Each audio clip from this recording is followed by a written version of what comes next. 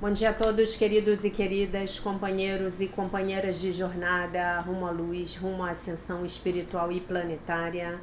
Tudo bem com vocês, meus queridos, minhas queridas? Hoje é dia 31 de outubro de 2023, terça-feira, e nós vamos juntos dar continuidade aqui à nossa jornada de cura da criança interior através dos ensinamentos de Um Curso em Milagres. Né? Que alegria poder estar com vocês aqui finalizando o mês de outubro, né? Realmente é impressionante. Nós estamos terminando o 10º mês do ano. Temos 2 meses pela frente de jornada de cura da criança interior, né? Então começamos o nosso vídeo com a leitura do texto, o que é a segunda vinda. A segunda vinda de Cristo, que é tão certa quanto Deus, é apenas a correção de erros e a volta da sanidade. É parte da condição que restitui o que nunca foi perdido e reestabelece o que é para sempre e eternamente verdadeiro. É o convite para que o Verbo de Deus tome o lugar das ilusões, a disponibilidade para deixar que o perdão repouse sobre todas as coisas, sem exceção e sem reservas. É a natureza toda abrangente da segunda vinda de Cristo que lhe permite abraçar o mundo e manter-te a salvo no interior do seu gentil advento, que encerra todas as coisas vivas junto contigo. Não há fim para a liberação que a segunda vinda traz, assim como a criação de Deus tem que ser sem limites. O perdão ilumina o caminho da segunda vinda, pois brilha sobre tudo como um só. E assim a unicidade é, enfim, reconhecida. A segunda vinda põe fim às lições que o Espírito Santo ensina, abrindo o caminho para o julgamento final, no qual o aprendizado termina, num último sumário que se estenderá além de si mesmo e alcançará a Deus. A segunda vinda é o momento em que todas as mentes são entregues nas mãos de Cristo, para serem devolvidas ao Espírito, em nome da verdadeira criação e da vontade de Deus. A segunda vinda é o único evento no tempo que o próprio tempo não pode afetar, pois cada um daqueles que um dia veio para morrer, ou que ainda está por vir, ou que ainda está presente agora, é igualmente liberado do que fez. Nessa igualdade, Cristo é reestabelecido como uma só identidade, na qual os filhos de Deus reconhecem que são um só. E Deus Pai sorri a seu Filho, sua única criação e sua única alegria. Ora, para que a segunda vinda seja logo, mas não descanses com isso. Ela precisa dos teus olhos, ouvidos, mãos e pés. Ela precisa da tua voz e, acima de tudo, da tua disponibilidade. Vamos nos regozijar porque podemos fazer a vontade de Deus e nos unir sob a sua luz santa. Contempla isto: o Filho de Deus é um só em nós e, através dele, podemos alcançar o amor de nosso Pai. Muito bem. Estamos então na lição 304, que declara que o meu mundo não obscureça a vista de Cristo. Que o meu mundo não obscureça a vista de Cristo. Eu posso obscurecer a minha vista santa se impuser a ela o meu mundo. E não posso contemplar as cenas santas para as quais Cristo olha, a menos que faça uso da sua visão. A percepção é um espelho, não um fato. Olhem essa frase, gente. Essa frase é um horror, né? A percepção é um espelho e não um fato. Então, o que eu estou vendo do lado de fora é o espelho do conteúdo da minha mente, né? E é exatamente isso que os nossos egos não querem que nós tomemos consciência, né? Não quer que nós tomemos consciência disso, né? A percepção é um espelho, não um fato. E o que enxergo é o meu estado mental, refletido fora de mim. Quero abençoar o mundo, olhando para ele através dos olhos de Cristo. e olharei para os sinais que me garantem que todos os meus pecados foram perdoados. Pecados aqui devem ser entendidos como todos os equívocos nos meus pensamentos, todos os meus equívocos mentais, todos os meus erros mentais, tá? Esse é o significado da palavra aqui. Todos os meus pecados foram perdoados. Que o meu mundo não obscureça a vista de Cristo. A oração. Tu me conduzes da escuridão à luz, do pecado à santidade. Que eu perdoe e assim receba a salvação para o mundo. É a tua dádiva, meu Pai, dada a mim para oferecê-la ao teu Filho Santo, para que ele possa achar a tua memória outra vez e a de teu Filho, tal como o criaste. Tu me conduzes da escuridão à luz, do pecado à santidade, né? Ou poderia dizer, tu me conduzes do ego ao Espírito Santo, da mente errada à mente certa. Que eu perdoe e assim receba a salvação para o mundo. É a tua dádiva, meu Pai, dada a mim para oferecê-la ao teu Filho Santo, para que ele possa achar a tua memória outra vez e a de teu Filho, tal como o criaste. O teu filho aqui é o outro, é o próximo que chega na minha vida, mas sou eu também, tá bom? Então você pode interpretar esse texto usando essas duas possibilidades semânticas. Que o meu mundo não obscureça a vista de Cristo, né? Então, que o que está acontecendo no mundo hoje não obscureça a visão crística em mim. Na verdade, quando nós estamos olhando para o mundo a partir da visão crística, nós estamos em paz com o que quer que seja que esteja acontecendo do lado de fora. Por quê? Porque eu sei que o que está acontecendo do lado de fora, se for bom, é o resultado das projeções da minha mente certa, e se for ruim, são as desintegrações kármicas pelas quais o mundo tem que passar para que todo esse conteúdo mental egóico do ego coletivo da humanidade possa ser desfeito, possa ser corrigido, né? E infelizmente, gente, algumas pessoas só podem despertar nesse momento da história da humanidade através do sofrimento, através da dor, através do medo, através do pânico, através das guerras, através dos conflitos, né? E é muito interessante que a lição vem, se pede um novo olhar por parte daquele indivíduo, mas parece que a dificuldade afunda ele ainda mais no pensamento do ego, né? Então essa mentalidade do eu contra o outro, ela está sendo muito exacerbada no mundo hoje, né? Sendo muito exacerbada, muito exacerbada. A impressão que me dá, e isso é só uma reflexão minha, a impressão que me dá é que as coisas ainda vão precisar piorar para que a maioria das pessoas acorde, né? E nós, de nossa parte, que estamos aqui nesse estudo e que sabemos que se os conflitos estão aparecendo é porque eles ainda estão presentes nas nossas mentes, então o nosso papel é abençoar e perdoar o mundo, né? Que eu perdoe e assim receba a salvação para o mundo, né?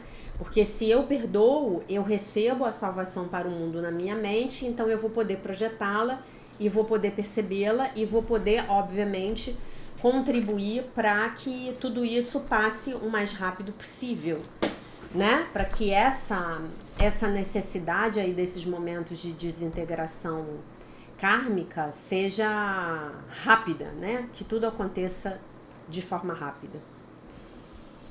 Muito bem. Não pensem vocês que não está sendo desafiador para mim, porque está. Não pensem vocês o contrário, tá?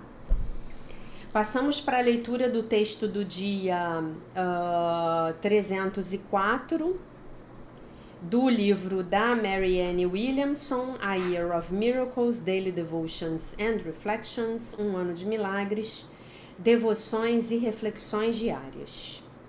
Eu entrego a minha inveja, o meu ciúme a Deus, né? E oro para que sejam transformados, né? Isso aqui é muito potente, né? Esse é um pedido muito potente, né? Porque quando eu tenho ciúmes, quando eu tenho inveja do outro, eu estou completamente conectada no princípio da escassez, né? Então, se você ainda não assistiu às minhas 3 aulas ao vivo, a primeira, o princípio da escassez, a segunda, o princípio da escassez, segunda parte, e a terceira, o princípio da escassez e os relacionamentos.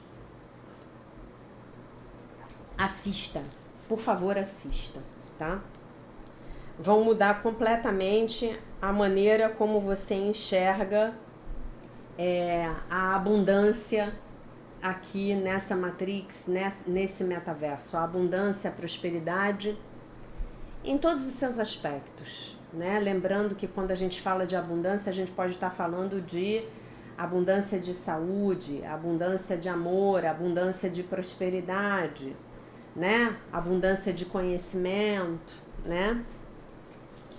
Então o texto diz assim: eu vou optar por utilizar a palavra inveja aqui na minha tradução, tá? Que eu acho que tem mais a ver com o sentido que ela tá querendo dar, tá? Se eu estou com inveja e eu estou negando a minha bênção para aqueles que têm aquilo que eu gostaria de ter.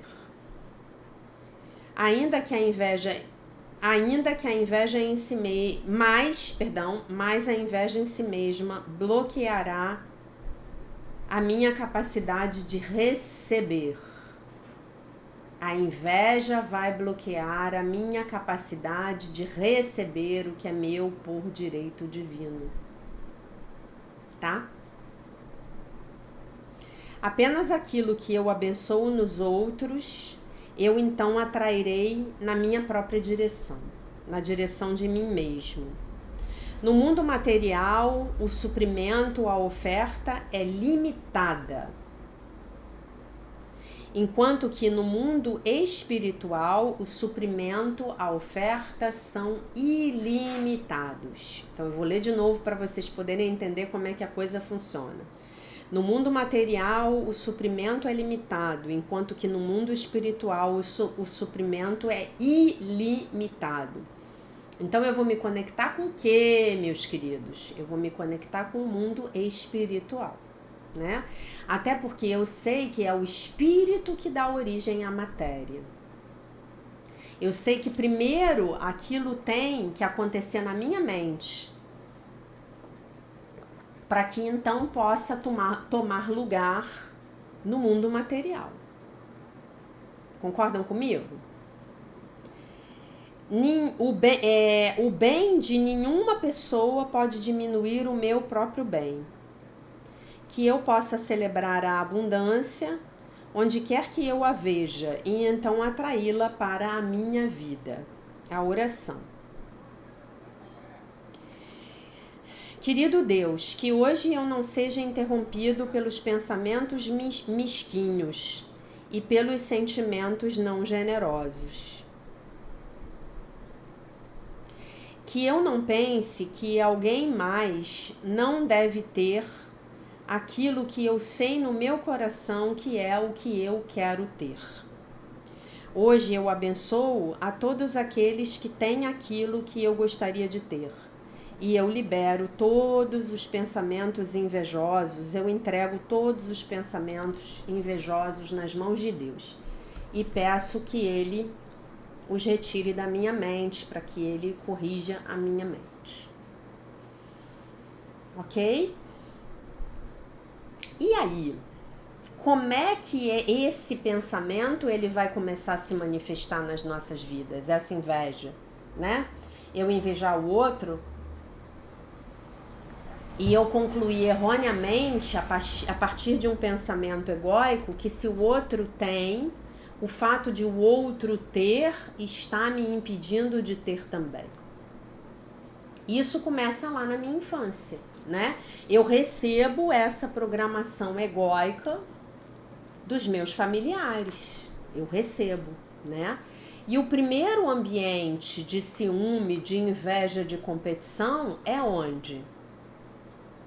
Normalmente ele vai se dar entre mim e meus irmãos, né? Então eu e meus irmãos competimos pelo amor dos nossos pais, competimos pelos presentes, competimos pela comida, competimos pelo agrado, né? Então eu posso voltar lá na minha infância e ver como essas coisas se manifestavam na minha infância. Como é que essas coisas se manifestavam lá? Os meus pais me ensinaram a ser amigo, a saber compartilhar, a saber revezar, tudo é de todos, né? Ou os meus pais me ensinaram a ser individualista, a ser competitivo, a brigar com o meu irmão, a não ser amigo do meu irmão. Como é que os meus pais vivenciavam isso entre eles mesmos, né? Porque no final das contas, todos nós que estamos aqui viemos de lares disfuncionais.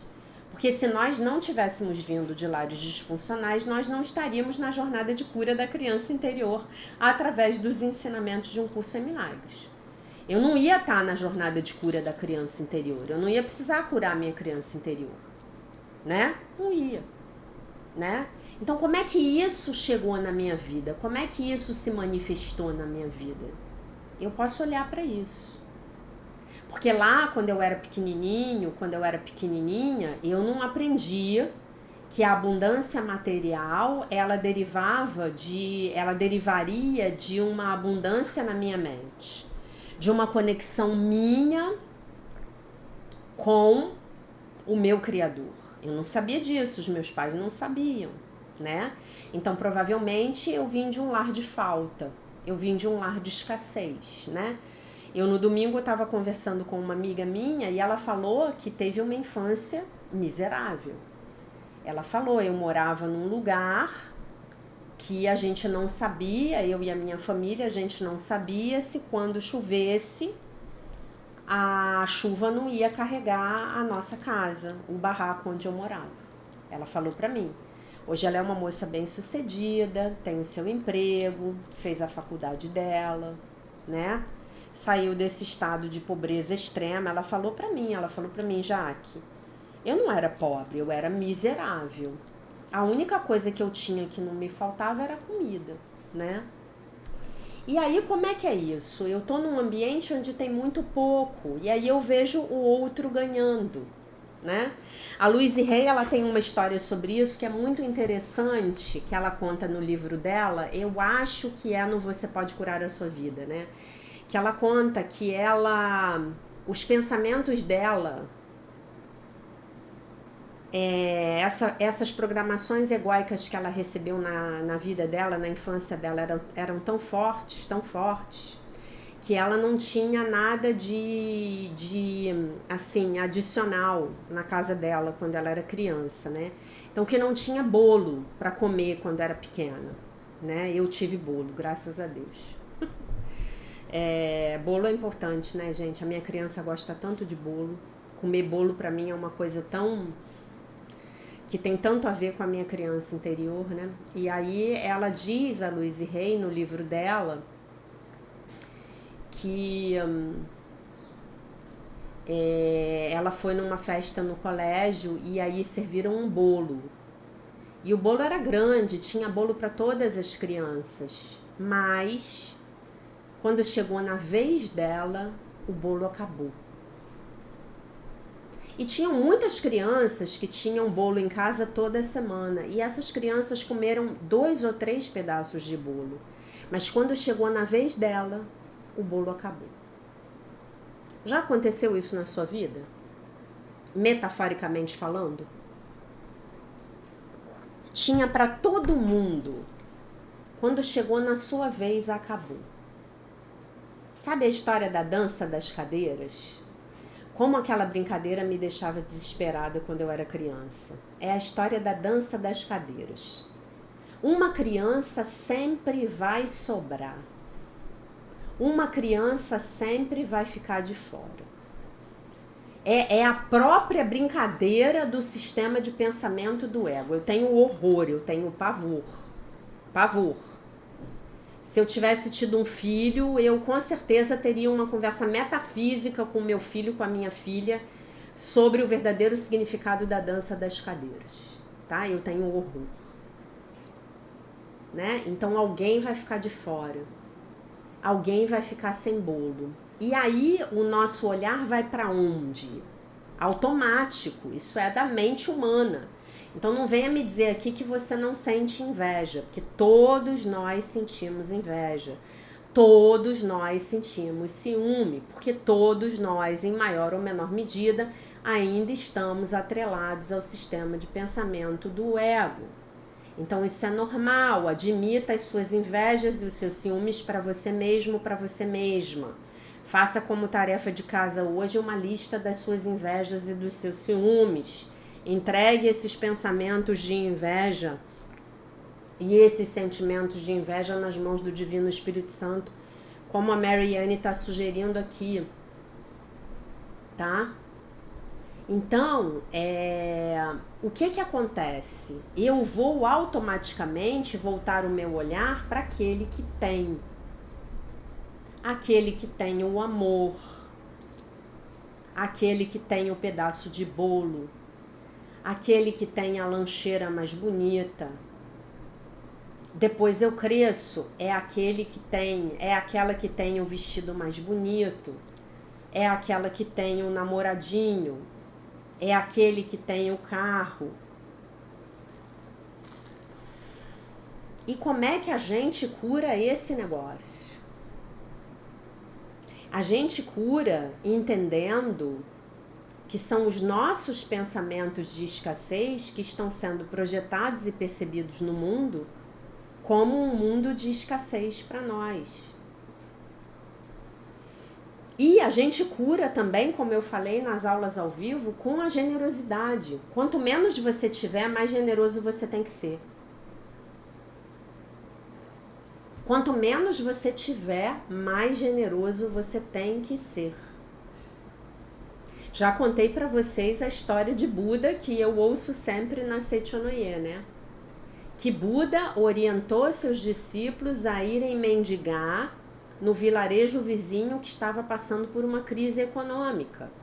Sei lá, não tinha tido colheita. E aí os discípulos vieram para Buda e falaram, mas ó Buda, como assim? Nós não vamos conseguir mendigar lá? Eles estão em crise, vai ser infrutífero. E Buda falou, é lá que vocês têm que mendigar. Porque é lá que está faltando a consciência da generosidade.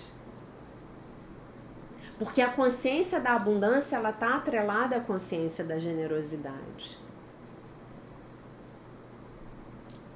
Mas nós não aprendemos isso quando nós éramos crianças, né? Em algumas vezes você pode ter inclusive testemunhado um tratamento muito diferenciado entre você e os seus irmãos. Tinha um irmão que tinha tudo, tinha um irmão que não tinha nada. Tinha um irmão que era desprezado, que era o bode expiatório da família. Tinha um irmão que era criança de ouro. Falamos sobre isso, sobre os papéis nas dinâmicas familiares aí ao longo do ano. E aí? Você hoje vai olhar para isso tudo, à luz do seguinte pensamento. Qual era a virtude que eu tinha que desenvolver? E que eu cheguei nesse planeta sem ter desenvolvido. Talvez até sem conhecer essa virtude. Né? Qual é a virtude que eu tenho que aprender a desenvolver? E aí vocês podem falar assim para mim, mas Jaque, eu conheço muitas pessoas que têm muito e são profundamente mesquinhas.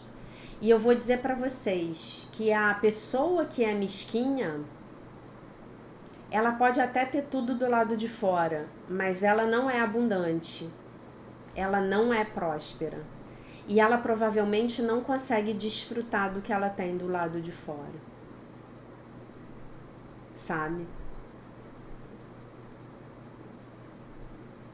Que eu possa ser generoso. Que eu possa ser generosa. E você pode falar assim pra mim, mas já que eu não tenho nada para compartilhar. Então compartilhe o seu sorriso. Compartilhe o seu aplauso. Compartilhe uma bênção. Compartilhe um elogio, né? Já falei pra vocês que eu vejo um mendigo na rua, normalmente eu não dou esmola. Mas eu sempre abençoo. Eu sempre peço ao Divino Espírito Santo que abençoe e falo imagem verdadeira, harmonia, perfeição. Eu olho para a pessoa e falo imagem verdadeira, harmonia, perfeição. Outro dia eu estava saindo do meu trabalho, foi muito engraçado. E na saída do estacionamento tinham uns tipos muito estranhos reunidos. Uns 3 homens muito esquisitos, com uma pinta muito braba. E aí eu saindo de noite num lugar que é pouco, eu não vou dizer pouco, é mal iluminado, né? Eu saindo com o meu carro, então eu tenho que parar, abrir a janela e passar o cartão do estacionamento para cancela abrir e eu passar com o carro. E aí eu olhei para eles e eu falei assim, opa. Mas imediatamente eu falei assim, são meus irmãos e eu vou abençoá-los. E aí, eu juro pra vocês, gente, que isso é automático, tá? Eu faço isso automaticamente. Claro que são muitos anos de treino, né? Aí eu olhei pra eles, eles olharam pra mim pelo vidro do carro, e eu olhei pra eles e falei, imagem verdadeira, harmonia, perfeição, que Deus abençoe vocês. Eu poderia contar pra vocês aqui o pensamento de piada que eu tive, mas foi muito politicamente incorreto. Entendeu? E eu tenho certeza que muitos aqui não vão entender. Mas eu tive um pensamento assim bem politicamente incorreto. E eu comecei a rir, aquele meu próprio pensamento, que foi uma piada, óbvio, politicamente incorreta, mas foi uma piada. E aí eu comecei a rir e me lembrei. E falei assim, meus irmãos. Esses 3 homens são meus irmãos. Que o Divino Espírito Santo os abençoe em imagem verdadeira, harmonia, perfeição, imagem verdadeira, harmonia, perfeição, imagem verdadeira, harmonia, perfeição, abri a janela, passei o cartão e segui. Quando eu segui, vocês sabem o que eu fiz? Eu dei uma buzinadinha e dei tchau. Sabe o que eles fizeram? Me deram tchau. E eu não sei quem eram. Eu não sei se eram malfeitores, eu não sei se eram espíritos e eu vi pessoas, né? A gente nunca sabe se você tá vendo um espírito e achando que é uma pessoa, né? Tarde da noite, lugar mal iluminado. Mas eu me lembrei do grande mestre Calunga, que era canalizado pelo Luiz Antônio Gasparetto. Calunga conta nos livros que quando tem um espírito assim bem denso, que mandam ele Calunga para ir lá conversar com o espírito, né? E aí ele chega pro espírito e fala assim, oi, tudo bem com você? E o que ele tá querendo dizer com isso? Gente, isso até me emociona. Que a gente vai ter que enxergar a luz. A gente vai ter que enxergar a luz. Enxergar a luz é uma decisão que a gente toma. Vocês entendem? Olhem a lição de hoje. Olhem a lição de hoje. Que o meu mundo não obscureça a vista de Cristo. Que eu olhe para o outro e veja a luz. Porque eu tomei a decisão de ver a luz. Vocês entendem isso?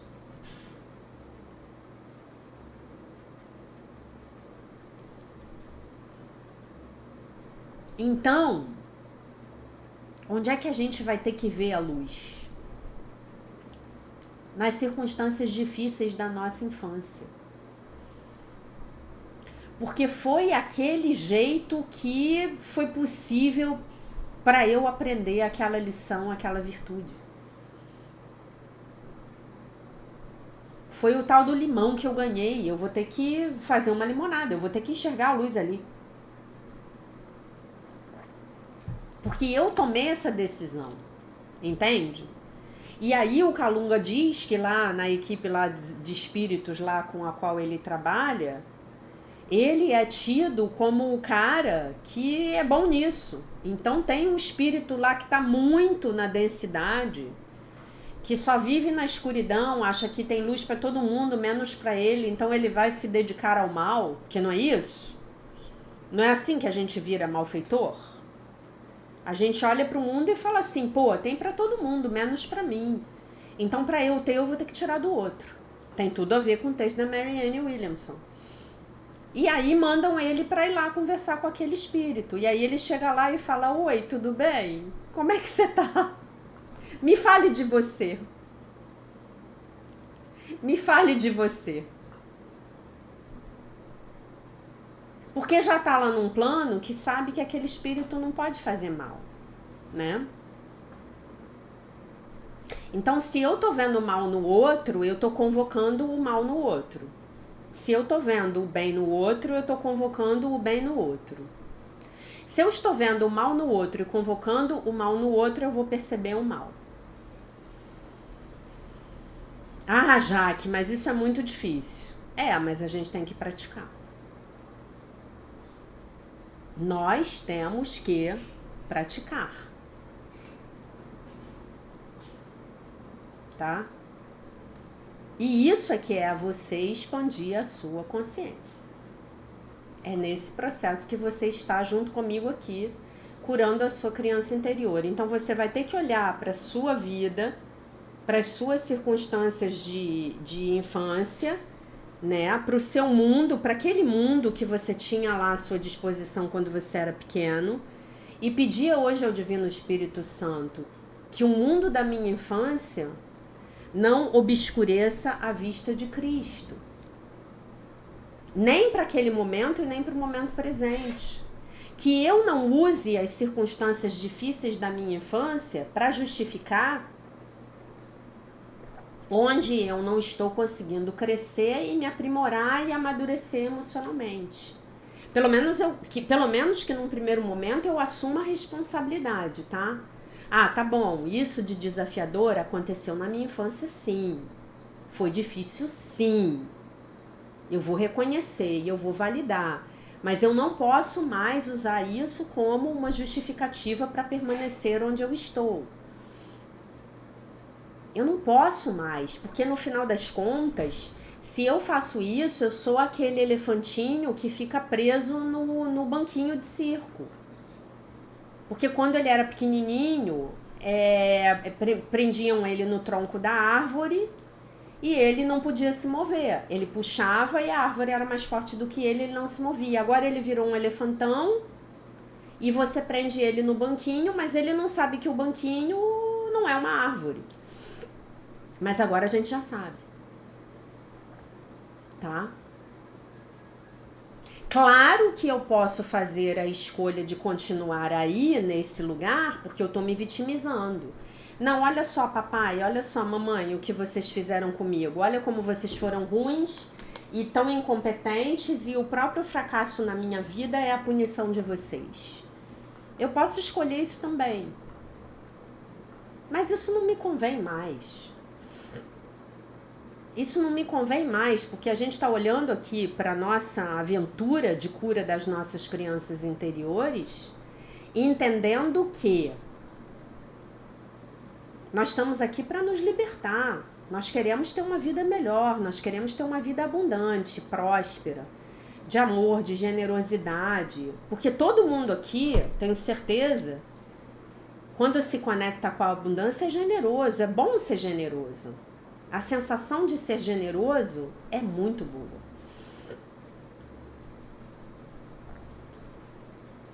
Não é mesmo? Então eu tô na minha aventura, eu tô na minha recuperação, eu tô curando a minha criança interior. Não tô?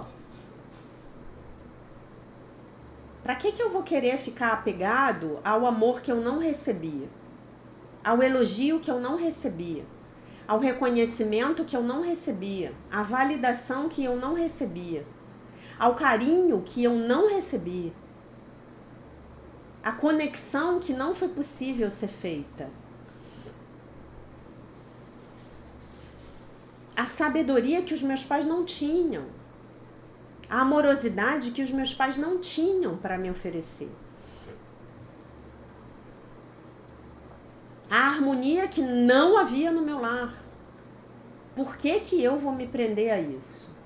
Se eu posso simplesmente agradecer, abençoar e dizer, querido pai, querida mãe, eu vou fazer algo de bom com tudo aquilo de bom que vocês me deram e com aquilo de bom que vocês não puderam me dar e com aquilo de ruim que vocês me deram, né? E a história do livrinho lá de Onde Estão as Moedas, né? Que a gente comentou há mais ou menos um mês atrás, que a querida Larissa gentilmente ela me baixou o PDF e eu já coloquei lá no nosso canal no Telegram. Eu vou ficar apegada ao meu ressentimento, à minha mágoa? Não, porque eu preciso entender que o que os meus pais me deram, não me deram, me fizeram, não me fizeram, foi o que foi possível para eles. Eles não eram livres para fazer diferente. Ah, Jaque, como assim eles não eram livres?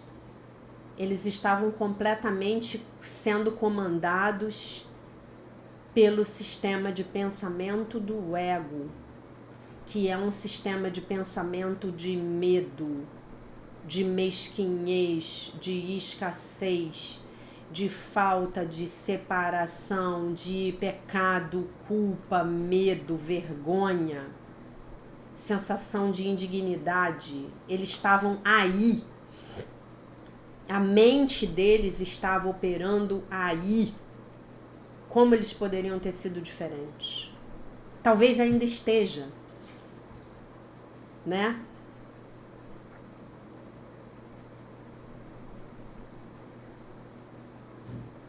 Outro dia eu estava atendendo uma pessoa que estava me contando como a mãe dela gosta de desqualificá-la e as irmãs.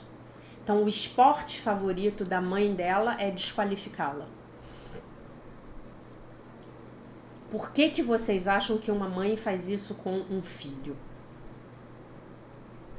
A mente dessa mãe tá tão assoberbada de negatividade que ela de alguma maneira se sente confortável com as pessoas mais íntimas e projeta a própria negatividade, né?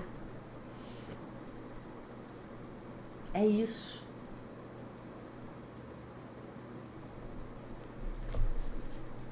Por isso, gente, que só o perdão vai nos trazer a salvação. E o perdão, ele pode advir da nossa compreensão e do nosso entendimento. Não estou aqui justificando, mas eu estou fornecendo uma possibilidade de entendimento. Ah, você pode falar assim para mim, ah tá, agora as coisas fazem sentido, né? O que me leva a ler a próxima sessão do livro, Curando a Vergonha que Impede de Viver.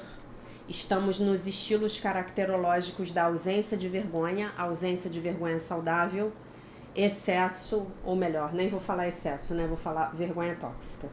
Estamos na crítica e na culpa. A crítica e a culpa são talvez as maneiras mais comuns de transferir interpessoalmente a vergonha. Então eu tô tão cheia de vergonha na minha mente que eu tenho que transmitir para alguém, né? É a batata quente, eu não vou ficar segurando não, você vai ter que segurar para mim. Eu tenho que te entregar isso, porque tá muito pesado para eu carregar. Se eu me sentir menosprezado e humilhado, consigo diminuir esse sentimento criticando e culpando outra pessoa. Ao detalhar a maneira como ela falhou, afasto-me do meu sentimento de vergonha. Alteração da disposição de ânimo. eu me alivio, né? Eu tenho um alívio psicológico momentâneo. A crítica e a culpa são estratégias de defesa contra a experiência da vergonha tóxica. São modificadores eficazes da disposição de ânimo e causam um vício depois de um longo tempo de uso contínuo. As crianças submetidas à crítica e à culpa são envergonhadas no mais íntimo de seus seres. Nós todos passamos por isso, né? E os nossos pais só fizeram conosco porque eles próprios passaram, né? A tocha terrível, né? Passando adiante. A crítica...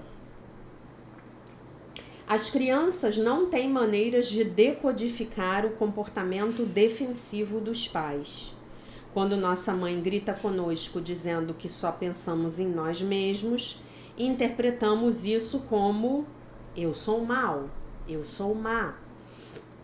A mãe pode estar envergonhada com o estado da vida, do casamento e da casa. E em vez de dizer eu estou triste e frustrada por causa do estado em que as coisas estão agora, ela diz, você só pensa em si mesmo. Nossa, como eu ouvi isso. Nossa, isso aqui sou eu. Como eu ouvi isso, né? Enquanto critica e culpa, é aliviada da sua vergonha, mas a criança é profundamente envergonhada. Aí eu vou ler outra seção que tem tudo a ver, tá? A inclinação para julgar e moralizar, que vai ser decorrente da crítica e da culpa. E do perfeccionismo. A inclinação para julgar e moralizar se origina do perfeccionismo. Moralizar e julgar são maneiras de conquistar uma vitória sobre a competição espiritual. Condenar os outros por serem maus ou pecadores é uma forma de nos sentirmos íntegros e superiores. Esse sentimento é uma poderosa alteração da disposição de ânimo e pode se tornar altamente viciador, né? Ele me dá um alívio me dá um descanso momentâneo, né? Daquela parte da minha mente que fica ali me criticando, me julgando, dizendo que eu não valho nada, que eu sou um horror. Quando usamos o perfeccionismo, moralizamos e julgamos para alterar a nossa vergonha, estamos agindo de uma maneira desprovida de vergonha, né? De vergonha saudável, né? As crianças que são vítimas do perfeccionismo dos pais, do julgamento e da moralização, precisam suportar a vergonha desprovida de vergonha da pessoa que cuida delas, a vergonha tóxica. Isso não é apenas emocionalmente abusivo e destruidor da alma, é espiritualmente abusivo, visto que apenas Deus é perfeito. Somente Deus é desprovido de vergonha. Agir desprovido de vergonha, ele está falando da vergonha saudável, tá? Não confundam. Significa fazer-se de Deus, né? Então eu me ponho num pedestal e fico ali apontando os outros como se todos os outros errassem, mas eu não. Os filhos de pais desprovidos de vergonha recebem uma base distorcida para vivenciar Deus, né? Não é mesmo? Muito bem. Ah, tem uma parte aqui que ela fala da inveja, tá?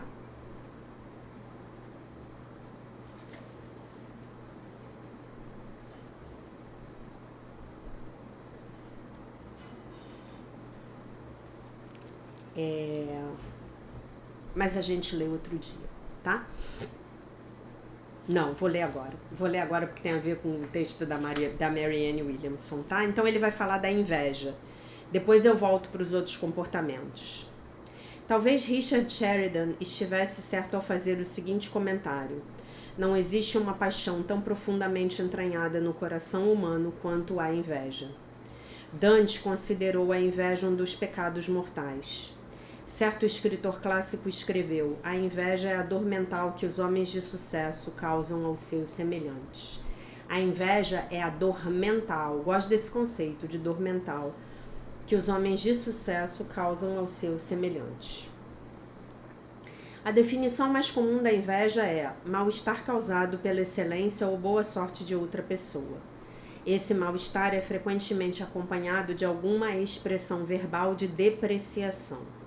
No entanto, as expressões de inveja podem ir de um total menosprezo a sutis insinuações. As últimas é que tornam a inveja tão misteriosa. Em virtude desse talento para o disfarce, a inveja assume formas impossíveis de serem reconhecidas. Uma pessoa invejosa pode ocultar a sua inveja tanto dos outros quanto de si mesma. Lembro-me de ter ouvido um orador com quem já fui comparado. Fiquei realmente impressionado com o poder e a energia do seu pronunciamento e da sua mensagem. Mais tarde, ao narrar esse fato para outras pessoas, eu me ouvi dizendo: eu realmente gostei do poder e da energia dele, embora eu devo admitir que fiquei surpreso com o número de vezes em que ele precisou recorrer às anotações. Se você tivesse me pedido para jurar que eu não estava com inveja, eu teria feito o juramento, né? Então a inveja, ela acaba escapando, né? A gente sente inveja do outro e aí aquele comentáriozinho maldoso acaba saindo nas entrelinhas, né? Porém, na verdade, eu estava com inveja. E o meu comportamento detalhista foi uma maneira de retirar todas as coisas positivas que eu dissera.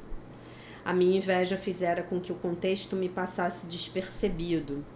E eu me concentrei em detalhes, como no fato de o orador recorrer às anotações, né? E no fim das contas não há mal nenhum nisso. Mais tarde, quando consegui fazer uma análise sincera, cheguei à conclusão de que o seu jeito era por demais dramático e egocêntrico. O que eu não gostava nele era a sua autoafirmação. E esse é um enfoque comum quando a inveja surge sob a forma de depreciação ou menosprezo. Quase sempre, quando a inveja é depreciativa, é uma projeção da nossa autoafirmação. Mas aí tudo bem, tá, gente?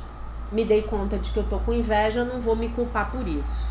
Aí eu faço a oração que a gente já fez hoje, né? Eu entrego os meus pensamentos invejosos nas mãos do Divino Espírito Santo e peço que ele corrija a minha mente. Então, eu não fico fingindo que eu não tô sentindo inveja do outro. Eu admito perante Deus que eu tô com inveja do outro. E eu peço para que ele corrija a minha mente. E tudo bem, porque tem espaço para todo mundo. Essa que é a verdade, tá? Muitas pessoas costumam me procurar depois de uma palestra para dizer: foi uma excelente palestra, mas você não teria tirado as ideias principais de tal e tal lugar?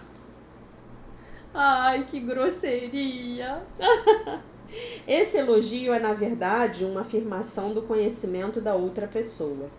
E essa autoafirmação também é uma tentativa de provocar inveja na pessoa invejada. Mas os invejosos negam a autoafirmação do mesmo modo como negam a inveja.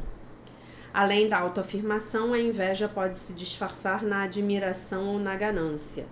A propósito da admiração, lembro-me de ter ficado desgostoso comigo mesmo quando elogiei enormemente uma pessoa, de quem na verdade eu sentia inveja. Após uma análise, descobri que eu dissera exatamente o oposto do que eu sentia. E esse é o supremo disfarce da inveja. Ou seja, fazer passar-se exatamente pelo seu oposto. Então você inveja o outro, odeia o outro e aí você elogia, porque você é superior, né? Eu tive muito essa criação, muito. A minha mãe falava isso muito pra mim e pra minha irmã, né? Que a gente tinha que ser superior, né? Ixi, que horror!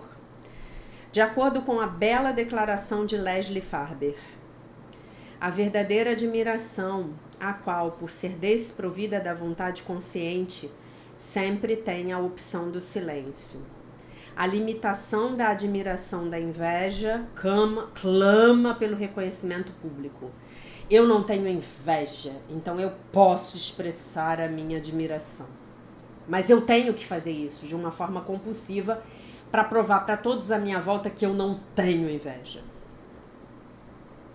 Quanto mais atormentadora a inveja, mais ardentemente precisa a pessoa invejosa dramatizar e se mostrar um admirador cuja paixão envergonha as reações mais reticentes dos outros. né? Então a pessoa tá lá no drama. A forma mais infantil da inveja é a ganância. A minha inveja por uma pessoa se relaciona com alguma coisa ou algumas qualidades que ela possua, sua sabedoria, coragem, carisma, etc. O invejoso acredita magicamente que se ele tivesse essa qualidade estaria bem. A inveja sob a forma de ganância é explorada pela propaganda moderna, que oferece a sugestão pós-hipnótica de que somos o que possuímos. Em última análise, a autoafirmação, a admiração e a ganância são os disfarces usados pela inveja para encobrir a questão fundamental que é a vergonha tóxica. A percepção da superioridade de outra pessoa nos obriga a fazer uma avaliação crítica do eu. Ter uma base tóxica de vergonha significa sentir a depressão excruciante do eu. A excelência do outro intensifica a dor do eu rompido, fragmentado, né? A fim de evitar a dor do eu fragmentado, a inveja assume a forma da depreciação autoafirmativa. A admiração, sob a forma do elogio indiscriminado, pode ser mais vergonhosa do que a crítica para uma outra pessoa. Como diz Farber, ela pode despertar a inveja dele com relação à imagem exaltada que impomos sobre ele, na consciência que ele tem da imensa disparidade existente entre ela e a imagem de si mesmo, fazendo com que ele se lembre ainda mais intensamente das próprias limitações. A inveja, como a admiração e menosprezo depreciativo da autoafirmação de outra pessoa, são maneiras pelas quais a vergonha tóxica é transferida interpessoalmente. A inveja como ganância se baseia na crença induzida pela vergonha de que eu só posso ficar bem através de algo fora de mim, né? Então isso aqui é que é importante entender, que eu estou tentando transferir a minha vergonha tóxica interpessoalmente. Eu não dou conta, ela não pode ficar dentro de mim. Como é que a gente cura isso, meus queridos, minhas queridas? Curando as nossas crianças interiores e nos reconectando com Deus, tá? Só tem esse jeito. E lembrando que a inveja tem a ver com a comparação. Se eu não tô me comparando com o outro, eu não posso sentir inveja do outro. Eu sei que os meus dons, que as minhas posses, vêm do meu estado de consciência. Então eu só preciso me lembrar de que eu preciso trabalhar o meu estado de consciência. E de que quando eu me comparo ao outro, eu estou efetivamente mergulhado, imerso no sistema de pensamento do ego, tá? Eu vou fechar o nosso vídeo comentando o comentário que a Denise mandou pro vídeo do dia 302. Eu achei sensacional. Jaque, essa jornada, Denise Helena, tá? Essa jornada me fez pensar sobre o álcool também. Geralmente eu bebia nos finais de semana e comecei a me perguntar o porquê. Comecei a me perceber. Teve alguns meses em que eu fiz um jejum de álcool para ver como eu ficava, mas eu fiquei bem. Ufa, que bom, Denise. Aí eu me perguntei mais ainda. Foi aí que eu me perguntei mais ainda e me observei para ver a diferença. Uma coisa que eu percebi foi que eu tenho um eu crítico que não cala a boca. É a voz do ego negativo dentro de você. Estamos falando do ego de Um Curso em Milagres e eu vou tomar emprestado o termo do Dr. Joshua David Stone para a gente não confundir com o ego de Freud, tá? Com o ego da psicanálise, e vou chamar de ego negativo, tá? Ele chama de ego negativo o ego de Um Curso em Milagres, até porque ele é psicólogo, né? Então a gente vai chamar de ego negativo. Então essa é a voz do ego negativo que a gente batiza, né? Lembrem-se vocês que o meu eu já batizei de Stitch, né? Então quando o Stitch começa a buzinar na minha orelha, eu falo, tá bom, Stitch, daqui a pouco a gente conversa. E é por causa da voz do ego negativo que a gente tem que se drogar, que a gente tem que se anestesiar, tá? É por isso, é exatamente por isso que as pessoas se tornam alcoólatras, dependentes químicos, tá? Ou qualquer outro tipo de dependência. E quando eu saía para encontrar uma amiga, o namorado, e depois do primeiro copo de cerveja, esse eu crítico e julgador calava a boca, e eu ficava mais leve. Na psicanálise, isso seria mais a voz do nosso superego. Mas o superego, ele tem um lado que é muito positivo, que nos coloca para funcionarmos bem dentro de uma sociedade que precisa ser ordenada. Mas ele tem um lado sombra, né? Que é o que o Arli Cravo chama do canal Foco no Afeto, chama de superego repressor. Então vou tomar emprestado dele, seria mais ou menos a voz do nosso ego negativo, seria essa voz do superego repressor, tá? Sei que isso não é o ideal, mas vira uma dependência emocional. Sim, vira uma dependência. Não é uma dependência emocional, é uma dependência física, tá? Você tem uma dependência física para ficar bem emocionalmente, psicologicamente, tá? Uma dependência emocional é uma dependência de uma pessoa, é uma dependência de um relacionamento. Então, se você tá bem com seu namorado, você fica bem. Se o seu namorado briga com você, você fica na M. Ou se você tem um namorado, você tá bem, mas se você não tem, você tá na M, tá? Imagino que para quem tem o vício, o buraco é mais embaixo, e essa leveza não deve durar. E a voz desse eu crítico deve ser muito forte. É isso mesmo, Denise. Que bom que você está se observando. Como é que a gente cura isso? Meditação, atenção consciente, as lições, a prática. Não tenho visto você nas lives, né? Tem que estudar o livro-texto. Venha para as lives, participe. Não sei se você está assistindo depois, tá? Orar e vigiar. E nos lembrando hoje da nossa lição 304, que o meu mundo não obscureça a vista de Cristo. Tá? Por que eu digo orar e vigiar, gente? Talvez tenha gente aqui que não goste disso, né? Eu digo orar e vigiar porque o ego é insidioso. Então a gente precisamos ter atenção com ele, tá bom? Então basicamente é isso. Pensem hoje nas invejas de vocês. E lembrem-se de que debaixo de toda inveja está a vergonha tóxica. E que eu só me curo da vergonha tóxica me lembrando que eu e Deus somos um. Me lembrando de que eu sou a filha de Deus, perfeita, inteira, completa, maravilhosa, isenta de pecado. Eu só me curo da vergonha tóxica quando eu me conecto com o meu Criador. E quando eu me lembro que a separação nunca ocorreu, que eu nunca fui abandonada, que Deus continua me amando, como no dia da minha criação, tá? E aí, se você quiser saber mais sobre isso, eu te aconselho a assistir a live de domingo, né? Nós ampliamos bastante esse conceito, né? E também falamos um pouco da maneira como as grandes religiões o distorceram, tá bom? Se você ainda não tiver assistido, assista, por favor. Se ainda não tiver feito o Pix para mim no valor mínimo de R$8, por favor, o faça. Então, basicamente, era isso que eu queria contar para vocês no dia de hoje. O vídeo acabou ficando imenso, temos aí quase 1 hora de vídeo. Mas é isso, espero que vocês tenham gostado. Façam as listas das invejas, os piores pensamentos, os mais invejosos, os mais cheios de ciúme, os mais cheios de negatividade. Não importa se eles estiverem ocorrendo com uma pessoa que você ama, que você convive, não importa. Esse é um assunto que fica entre você e Deus, tá? Escreva tudo no papel, entregue tudo isso nas mãos do Divino Espírito Santo, peça para ele corrigir a sua mente e queime lendo uma bela oração, tá bom? E é isso, que o meu mundo não obscureça a vista de Cristo, tá bom, meus amores? Então eu deixo vocês com a paz de nosso Senhor Jesus Cristo, com um beijo imenso, e se Deus quiser, nós nos vemos novamente amanhã.